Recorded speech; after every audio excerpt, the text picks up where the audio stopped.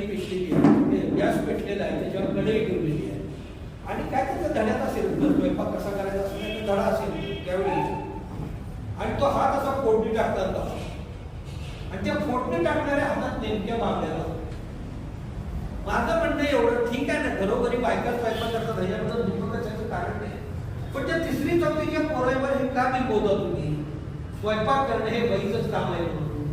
त्या बांगड्या काढल्या असं तर कळाला असतो हात स्त्रीचा आहे किंवा पुरुषाचा आहे, पण हे बिंबवून त्या पोरगीला पण वाटणार स्वयंपाक करणं आपलंच काम आहे.